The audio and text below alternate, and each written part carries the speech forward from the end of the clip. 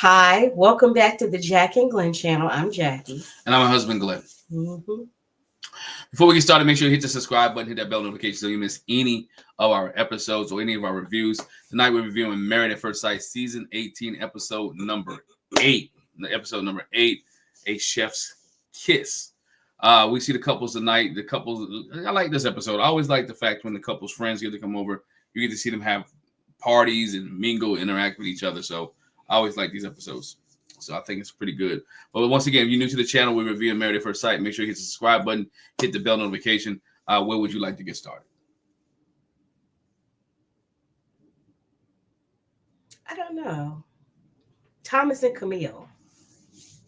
All right, let's get started with Thomas and Camille. Thomas and Camille, they talked about it on the previous episode about Thomas going to his brother's house for a pool party. Mm-hmm. Going to his brother's house for a pool party, and because Camille wanted to see Thomas in his different atmosphere, and so she wanted to see how he interact and see if her family members and his family members would grill him and see how he would come out and be more cultured. No, she wanted to see if he had some more swag. More swag. More come to his friends. And I told Jack this. What I know a lot of people named Thomas, but I don't know too many people that name Thomas that go by Tom. That's not what you said. I don't know anybody that goes by Tom. No. What else did I say? It sounds. Just be transparent. We don't know any African American people who go by Tom. If y'all know any African American people who go by Tom, they either go by Tommy, or Tommy, TJ. Yeah, don't know too many African American people that go by Tom. T whatever after that. But y'all let me know if you know one, right? But we wanted to see if he had some more swag, right? Thomas Camille, the housewarming party was filled with discussion about culture and differences, right? You even saw his brother when he was cooking. You know, I think you mentioned, or my daughter mentioned, like he looks like he cultured. The way he was moving and about the grill and all that, it seemed like he had more culture involved. More swag. More swag. He just a little bit cooler than Tom. What Tom? Yeah, but Camille said it again that, you know, she admitted that Thomas wasn't her typical type, both physically and personally.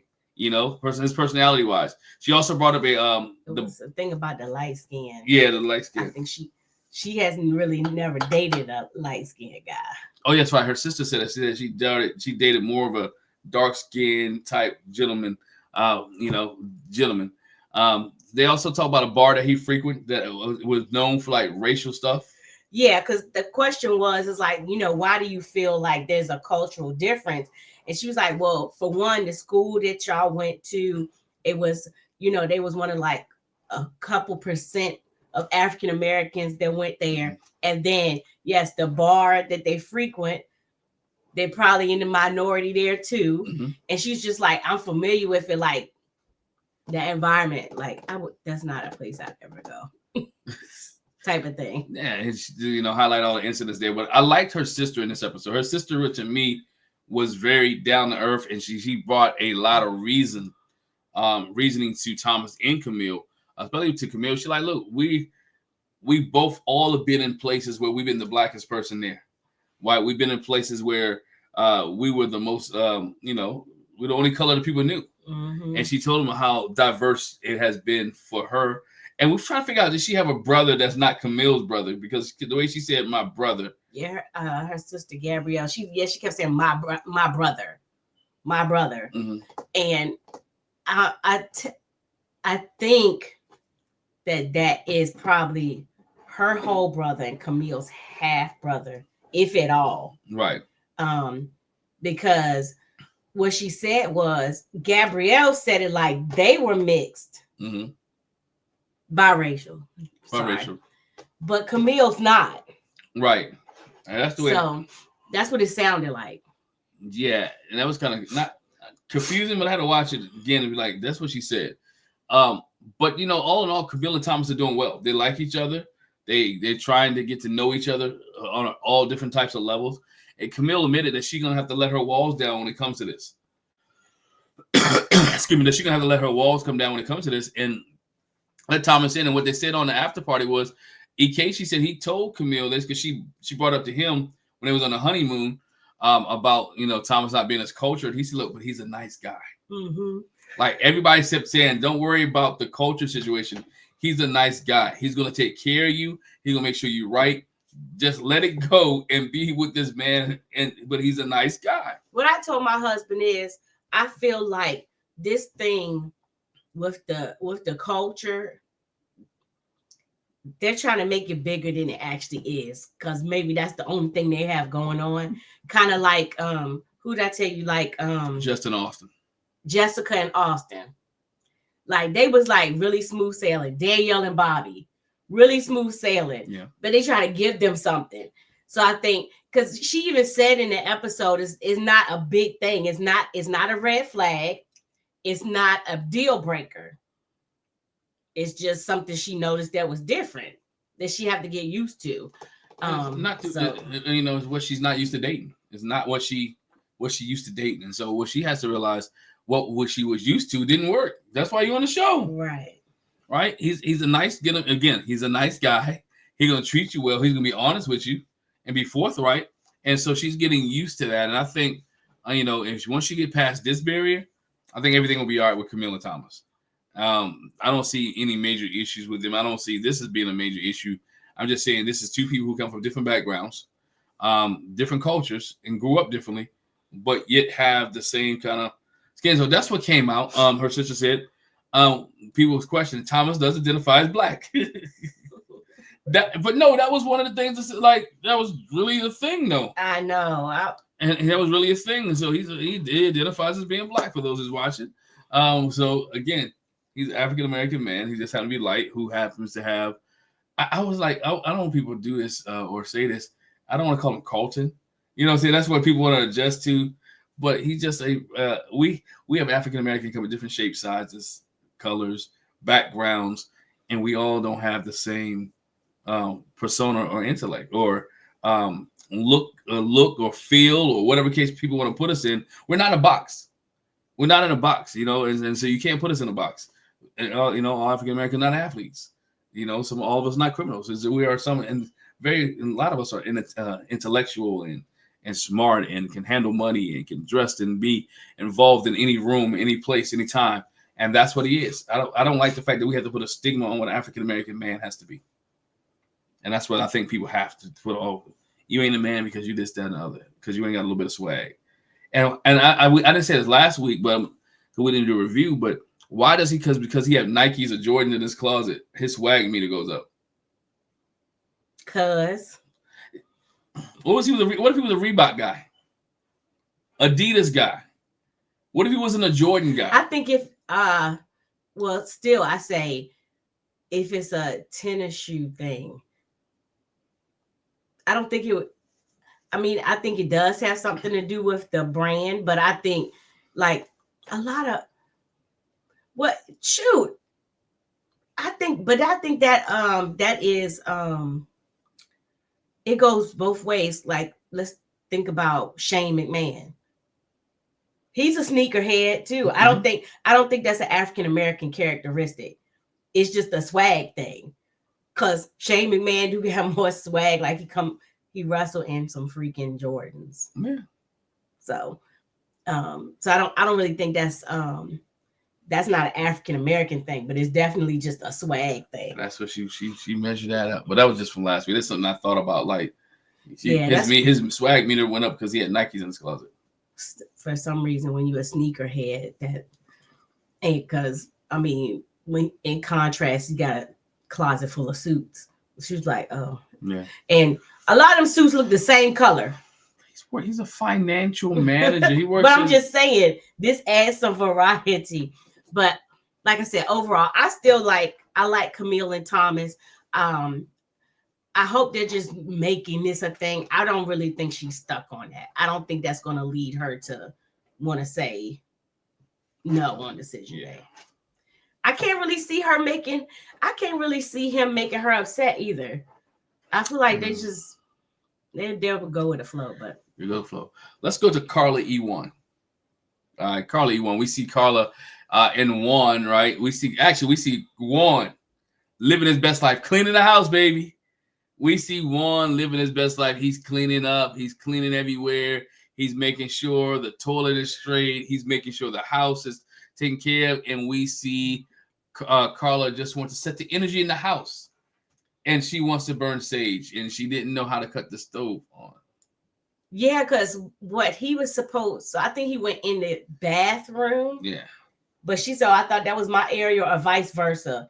But either way, she still didn't do it. She was moving too slow. Busy. She was moving too slow for him. Too busy saging. Yeah, she was moving too slow for him. Juan was like, this is what I do. My mom was a cleaner. We found out later his mama was a cleaner, so he's a cleaner, and we got people coming.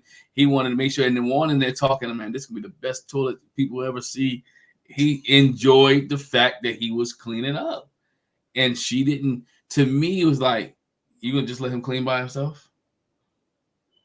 You can just gonna let him do all this by himself? Like, you're not gonna help out.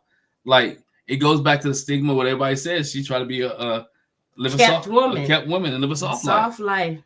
You know? And that she wasn't willing to help him out. That was like, ooh. But you know, their friends come on, they decided they're gonna have a toga party. Decided gonna do togas, right? The energy and Juan really into it. Juan, I like theme parties. I like parties all the time. And because we laughed because his friend came over in regular clothes, and her friend was like, I'm looking at him like, you going to the same party I am? Why are you not dressed? But Juan got him dressed there. Yeah. And then we see a couple other of Carla's friends come. It was a guy. I can't remember what his name was, but like, I mean, he didn't just have the toga on. Like, he had some other clothes under, but he had a toga on. But he had the accessories to go with it. Fried tuck brown hoodie, I think was. He was ready. He was ready to go. Our friends come over. So they, you know, hey, if you ever watch a housewarming party on Married at First Sight, you know, eventually they all eat together and then they break off. they break off. So at Carla and Juan, they break off. And Carla's friends started interrogating Juan, right? She tried to encourage Juan to be more affectionate and offer more compliments to Carla, because Carla wants more compliments. She wants Juan to be more effective, more affectionate. She wants Juan to be more touchy-feely, and I think some of that and it's making her feel some type of way because he's not giving her that, and so she feels frustrated. I was last week episode. Don't forget about Carla a couple weeks ago. She feel like Juan is forgetting about her. I think that was very interesting that her friend would go there with, like, make sure you compliment my friend, make sure you hug up on my friend. I thought it was kind of weird. But yeah, so then that night they had that conversation and Carla was like, you know, what did my friend say? And yeah, so how do you receive love and how do you give love? We had a conversation about that. So she asked him, how do you receive love? And that's when he went to saying that my mom, it was a type, you know, she take care of stuff so you don't have to worry about doing it. And so I take care and clean up and stuff. So that way you could just rest and you don't have to worry about it. And I was thinking the same thing as Carla. She was like, but I'm asking you, how do you receive love? And what he should have said was, so for me, my love language that I give, and also because I receive it this way, I give it this way, is acts of service. Yeah, he likes action. He likes to see things done. Oh. And he said he's not really a touchy-feely type of person, but she's like, no, I need that touch. I need that connection or whatever. And so he said he's going to try to do better with that. Yeah, because she said she loves cuddles and kisses. She wants cuddles and she wants kisses. But I'm sitting here thinking, like, you want cuddles and kisses, but you saying the person walks in the house and don't want him to talk. You want quiet for 30 minutes. You want him to say anything. And she talks about Juan's busy life, how Juan gets up and how Juan moves and how Juan is gone and how, you know, and how Juan is everywhere. So their differences in their love language has separated them. Mm-hmm. Because if you saw it on the honeymoon, Juan was touchy-feely with her. He didn't mind. But again, because that was 24 hours of it was honeymoon, 7 days. You had nothing else to do. But when he comes back, he's home and he has work and life comes in. He's not as touchy-feely as she wants him to be. But he is attracted to her. He is attracted to her. She is attractive. When they played flag football, Carla said to the girls, it's like kissing my cousin. Yeah. And she's like, it's very platonic. And like, I don't want it to be like that. But I mean, but it has to develop there, right? And because we say it all the time, I think we say it on our panel discussion. If a man just continues to just hop on there after 7 days, he jumps her bones, y'all looking at him like, what's wrong with him? Mm-hmm. Now you have a guy who's willing to wait for it until he gets a real connection and not just sleep with this girl and she's not feeling it. You know, it could be confusing to some people. Like, can I move slowly? Is it okay for a guy to move slow, right? Without being a woman feel like she's not loved or taken care of. And I understand her love language, but he should be cuddling. He should be kissing. But it should never be to the point where he feels uncomfortable and she feels uncomfortable. Mm-hmm. And I think that's where Juan is at. Juan doesn't want to feel uncomfortable. He don't want to rush it. He want to make sure it's not built off just sex, that it's built off of peer relationship and love for one for another. So that's Juan, and that's Juan and Carla, man. Nothing major with those two guys. Nothing major with Juan and Carla. Just that they just have two different love languages, and they're trying to figure this thing out. Trying to figure it out. One thing she did mention that their party was lit on the after party. She said their party was so lit that it took security guards to come and tell them to calm down and to evacuate them. And so they took the party, and David came down and Allen came down, and they left and they went out.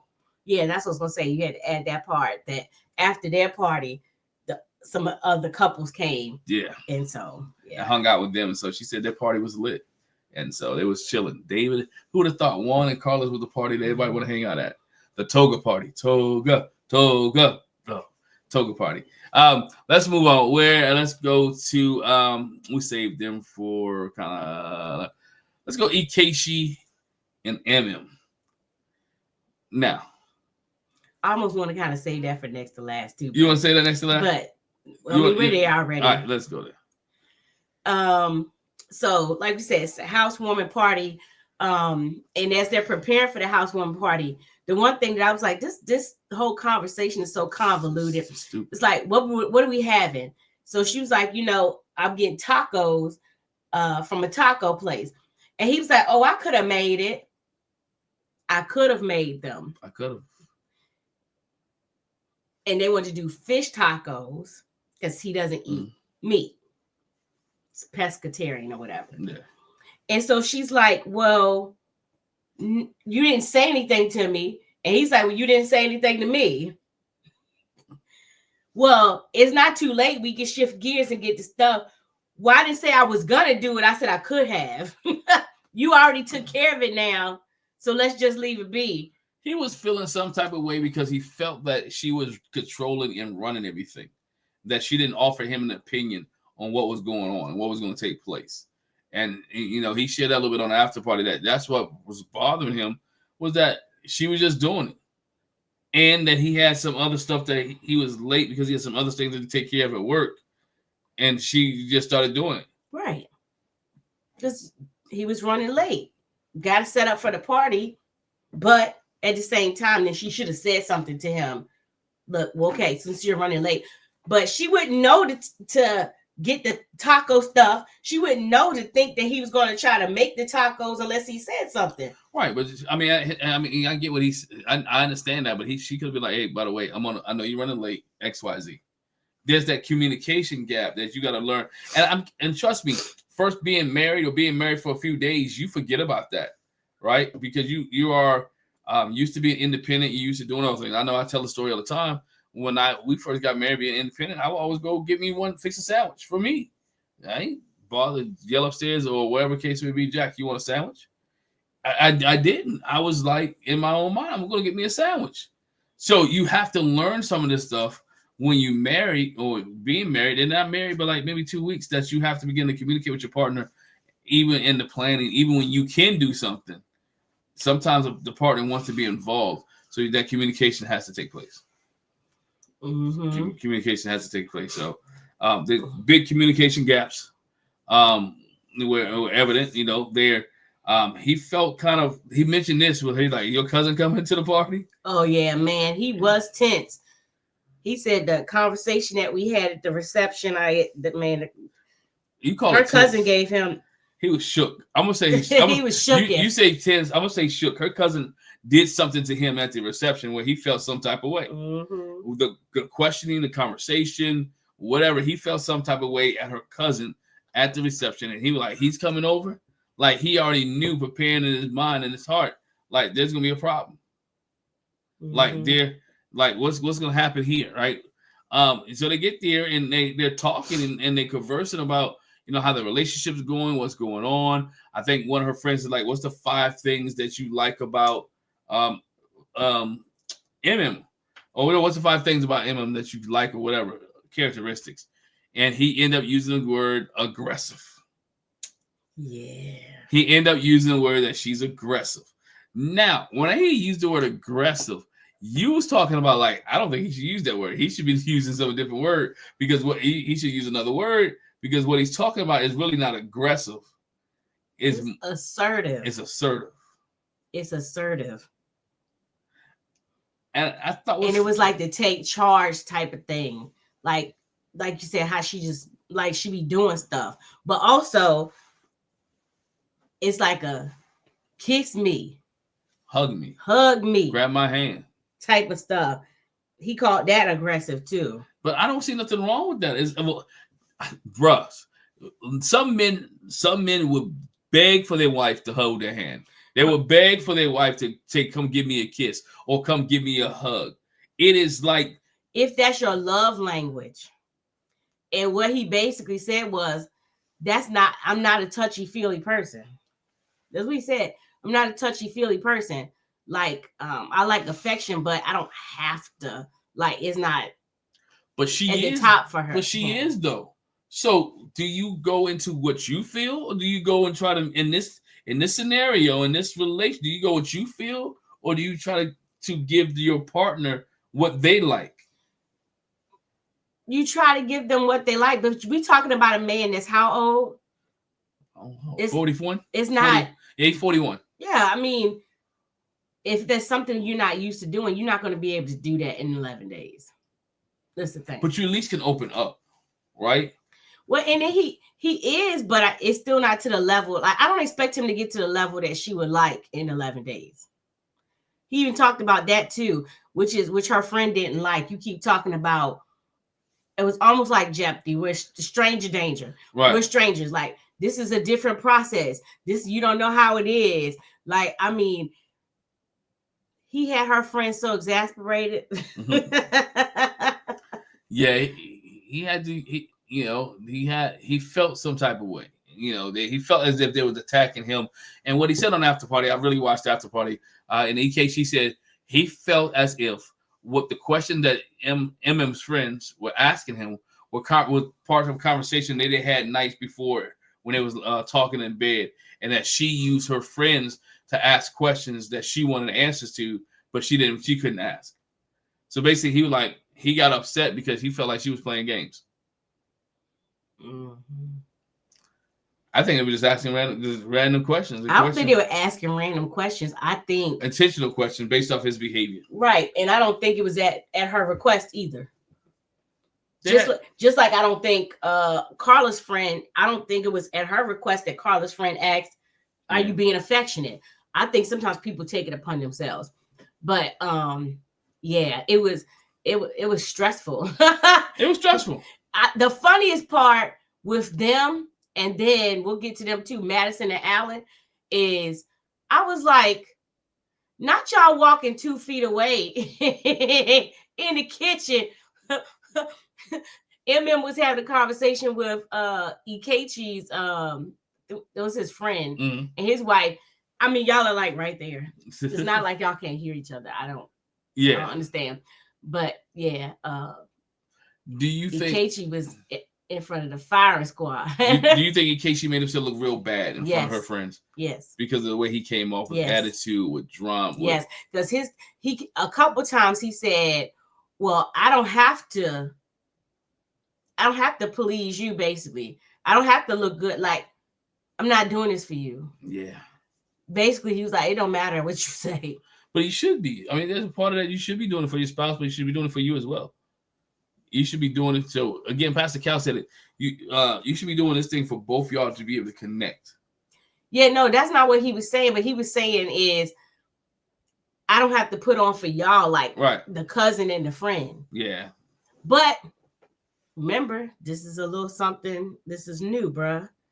So you do kind of want to win the family over and the friends. You do kind of want to win them over. Yeah, you do want to win them over. You want to be able to have a good relationship and good conversation with both of them. Yeah, and he did not give. It was not good. Nah, it wasn't good, They didn't have the cousin didn't have a vignette, but the friend, she was like, It was a fail, in my opinion. epic. It was an epic fail for him. It didn't share or do anything and make him look in a good light. And so on after party, Keisha Knight pulled him and asked him what he had said different. And I told you, I called you. I said, man, I watched the after party, and he said, he used your word. He said, I should have said she was assertive. Mm-hmm. People, black women get it. We've seen this on Ready to Love. We've seen this a couple of seasons on Ready to Love. The word aggressive, when you talk about an African American woman, it's terrible. I don't care if you, whatever, do not call African American woman aggressive. Yeah, it lends to the stereotype of angry black woman. Yeah, it does. As if, as a black woman, I can't be angry. That's another thing. I can't be upset. I'm not always upset, but I can't be upset. Yeah. And a lot of times people misconstrue speaking passionately or making my point as being aggressive. Or having a little bit of more bass in your voice and more tone. The way you just converse. People say, oh, you mad? No, I'm not mad. I'm just talking. I ain't mad. I ain't upset. I'm just saying. Been there. Well, been there. Yeah. Been there, done that. But yeah, so to the point where MM even brought it up when they went for the flag football game when the girls were sitting there. I was like, He called me aggressive. She'd have been the home. Like She'd been an aggressive homie. Think about it. He called her a homie, right? And then he said she's aggressive. So she's the aggressive homie. So when y'all hang out, she's the aggressive homie. She didn't want to go punch you first. She wanted to jack you up first. What's up, my guy? What's up, my dude? You know, she that, you know, but nah. But on the real, he has to learn like she is a boss. I mean, this woman got her own nurse practitioner. She's a nurse practitioner, first of all. Then she has her own practice. She is the boss. She has to be that way, right? And not have to, but he need to help her become softer, if that's what he wants. So those communications, those conversations need to take place, in order for him to see the change. Oh no, that whole just this whole episode, I just didn't see. I didn't see the poetic, soft, romantic type of Eki. I just didn't. And so, I just think probably it was more tense. He was he's out of his element. Anticipating the interaction with his cousin. So he was like stressed the whole day. The whole episode. Yeah. So he was stressed. Let us know what your thought on Eki and M. I just think it's gonna be he's gonna walk on eggshells around her until he explodes, because he's not voicing his concern. Well, what we see, the only shows. I don't think he's really voicing. He's not getting it across to her in a way that she can understand. Right. I was gonna say he's voicing his concern. He's voicing his concern, but he's not getting into the way that she understands, because she's not understanding the way that he's delivering it. I think he needs to deliver it more softer, more gentle, and needed to deliver it not around people, right? Not around too many, not around people, but where they're just him and her, so they can open it up even a little bit more. So there. Let's go to Madison and Allen, right? They both seem to be in a good place, right? We see Madison and Madison and Allen. They go to the gym, the stair climber. I call it a climber. Yes, it's a climber. You know, one of the ones you go up and down. They had a climbing class. And in this climbing class, Allen was willing to go in and get work in, but they worked. He was tuckered out. They worked his butt. He was tuckered out. He was like, "You be doing this regularly?" She's like, "Yes." So they was tuckered out. He was tired. But again, it was good quality moments with him. It was good quality time. Him being in the element of something that she likes to do and how she likes to do it. So I thought that was good, because he was able to have a moment. They was able to have a moment of what's going on with each of them. So I want to see this is a conversation we had before. So it's like he's trying to conform and fit into her world and what's going on with her. But I don't really see him. I don't really see her doing that with him. Right. Trying to get into his world. I don't see that at all. In this episode, we did see a sweet moment, but then we saw another moment was like, okay. Because at first, since his birthday, it was on a weekday, she wanted to set up a surprise birthday party with him on the weekend. Right. But what she said was, "Oh, my girlfriends are coming over here, and we're gonna have like a little spa day in the apartment. So you're gonna have to leave." You have to leave. And I was like, "Ooh." And he's already not telling him he gotta go. He'd have been chilling. He was already chilling. He was like in the relaxed mode, right? He was in relaxed mode, and she's like, "Oh yeah, you gotta leave. You gotta go." And he obliged. He like asked a couple questions. He got himself up and he left. With us, what the thing was that she was going to throw a surprise party for Allen that afternoon with, I think, family and friends. And, and that was the only way she could get him out of the apartment. By telling him that. Get him out of the apartment. So he was, he was grateful when he found out when he came back and found out what she did. He was grateful. He said thank you. He was surprised. His friends were there, so he was interacting. And to me, it was like, okay, Madison, that's a win. Like Madison, that's a big win. You did your thing there because you was willing to step outside her comfort zone to be able to impress her husband. And do something for him. He was very touched by it. Like when he walked in, he was like, "Oh wow, like okay." And then on the cake, she had his car. Yes. Oh, the hoopty. The Jaguar. It was a Jaguar, which I've never seen a Jaguar or have anybody I know call a Jaguar hoopty. Well, at least not that one. At least not that one, no. Maybe an older model, but even older models, I haven't heard anybody say that's a hoopty. Yeah. that was lost on me. Yeah. But he called it a hoopty. But then we get to Madison. What we saw later on is that when they went to the football game, Madison and Allen went out the night before and they got drunk. He got drunk. He's hung over. And so now it's time for the couple to go play football, and he doesn't want to get up. Can't move. Can't move. Tired, drunk. But definitely didn't want to. Or didn't want to. He said he was not coming, and she was upset. She's like, "Oh, well, we're gonna have to talk about this later." Yeah, and everybody's giving him advice. You're like, "You should leave. You should do this. You should do that." It's like, I got this. We're gonna have a conversation about later. It's like, "Oh, that's rude. He didn't want to come." The man was hungover. Shouldn't have drunk that much. I'm just saying, no excuses. All right, but she didn't. But one of the other spouses, Michelle, was like, "Well, that's not fair, Alan. I would rather stay at home too." Yeah, Michelle didn't want to go. But I came out and did it because Madison put this together. Yeah. Yeah, Michelle didn't want to. She's not that. I'm not saying outdoor person. She didn't like this game. She didn't like the game of flag football, and she just was participating just because. What is this? But so we ended there. Alan's in trouble next episode.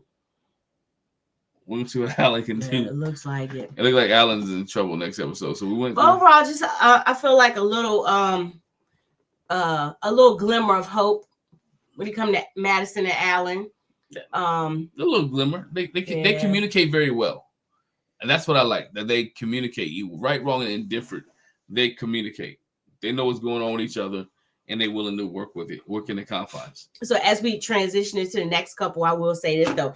There was a comment that was made, and then we put 2 and 2 together because Madison, one of the other days, Madison had gone to work out or whatever. And she never says who she went to work out with, but we find out later. Yeah. We found out that David has been working out with Madison at least 2 days a week.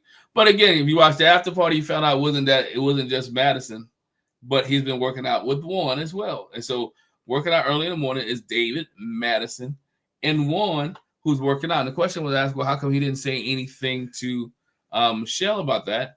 He said, I didn't think anything was wrong. We were just working out. And Michelle should have said something to him when she brought it up. When he brought it up, like, oh, working out with Madison, my legs hurt, and Michelle's face twisted up. He should have been more observant to say, "Oh, is that a problem? Or like, what's going on?" But at the same time, you don't like me. Why would it be a problem? Because when you're David's going all in, right? David has 10 toes down in this marriage. He's not going to let it go. So he's staying where he can foster hope. He's staying so he can want to be married because he says parents been married for 58 years. No, his parents been married for 30. His grandparents been married for 58. And he wants this marriage to work. So again, he's trying to find that glimmer of hope to make sure that the relationship can stay. No, that's not what I'm saying. I'm saying from Michelle. Oh. Why would you have your face twisted up? Oh, for her? Because you don't want him. Oh yeah, because she doesn't. Well, you don't like him. But in the look she had was like, you hanging out with Madison again. Yeah. But they had a conversation, and I think she's starting to feel him a little bit. They had a good moment, right? They had some good moments in this episode. Yeah, she's starting he cooked her dinner, some chicken and some potatoes something. Right. And it tastes good. You know, she was impressed by his cooking. They had a nice little conversation about when they were eating. He said, I think I want to try sushi again. Mm-hmm. So we can go do that. Just trying to think of ways that they can spend time with each other. And that was the other thing with the him and Madison thing is later on, like I guess with him working with them being ships passing in the night, like he didn't come home, and he didn't text, and so I was like, okay, so I texted you to tell you, but you didn't text me.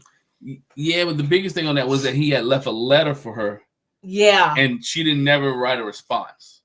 She didn't even say I got it. Yeah, and she was like, well, what am I supposed to do? Leave another note? And he was like, nice. Well, even if you don't leave a note, I'm not asking you to leave a note, but if I leave you a note, you can always text me and tell me I got the note. And respond to it that way. But yeah, didn't respond. And so you see they have their housewarming party. Her friends come over, his friends come over. I like his friend. I want to call it do Sergio, but that Sergio was at Thomas' party. Yeah. His friend comes over basically, and he started questioning Michelle, like, "Hey, my boy's doing everything he's trying, and you're hung up with the fact that he lives at home. Well, let me explain to you how much he asked her. How much did she pay for rent? She was like, what, $2,350. He said, well, I got a whole house for like $1,200. All right. He said, what if my boy was stacking his paper and want to go buy a house? So what are you doing? You're so caught up on the house situation, or you're so caught up on the living situation that you're missing out on what the relationship could be." And she was like, and he's a good guy. Yeah. He's a good guy. She was like, I said he's a good guy. And I can't remember how the conversation went, but the things that she said, it was like monetarily, like, oh, I'm a small town girl. You know, I worked really hard to get where I'm at. And he's like, you talking about monetary stuff. Yeah, I'm trying to get deeper. Right. You're going to miss out on because you on this money thing and in the possessions type of thing. You're gonna miss, like, he's a good guy, he's this personality wise, and he's conforming, he's conforming, but he's not changing, right? And there's a difference. He's doing some things to make their marriage better, right? And he knows that he needs to stop swearing or cursing. He knows he needs to stop drinking. What he's doing, he might need to work a little bit more. So he's doing all these things trying to get it. From what we see, he's doing all these things to try to make this marriage work. But she's not trying to give into it out of it. And she's not. I still wish she had just told the experts, I don't like him. I ain't trying to like him. I can get along to get along, but I'm not expecting this to last past decision day. But she's trying. I think she is. I wish she would. I know what you're saying. He did give her credit for trying. So, yes. But like his friend said, David is really trying. David is really. I'm gonna need you to match his try. I need you to match his energy. Match the energy that he's doing. But I don't know if she can match that though. She can't. because after the conversation with some smiles. After Yeah, they dinner, had a nice they had little a conversation with the dinner. good exchange. They laughed and they had a good little time. And I'm like, okay, this may actually be moving in the right direction here. You know, so, but she didn't want to play football.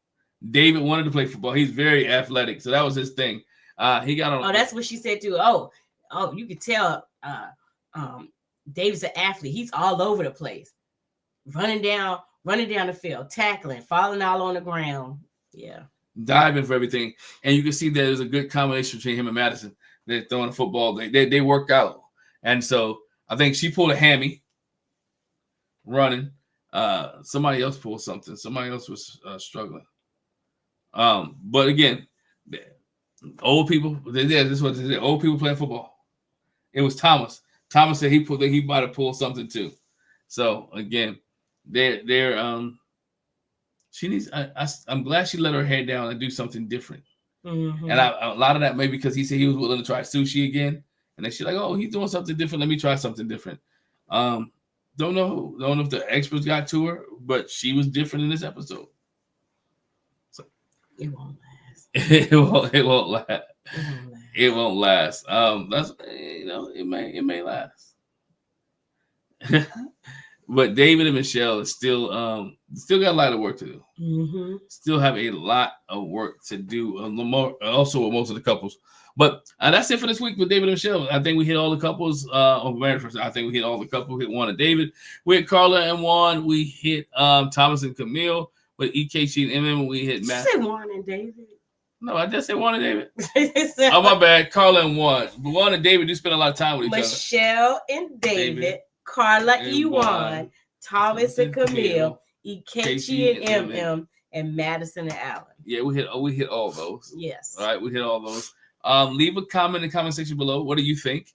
Right? Is Eki for real? Was he aggressive? All right. And do you really want to know? Was he wrong using the word aggressive? Yeah, was he wrong using the word aggressive? And do you really want to know what's going on with David and Michelle? Do you think they can turn a corner? Y'all leave a comment in the comment section below. Let us know. All right. Make sure you hit the subscribe button and the bell notification. And we'll talk to you guys just a little bit later. Bye. Bye. Peace.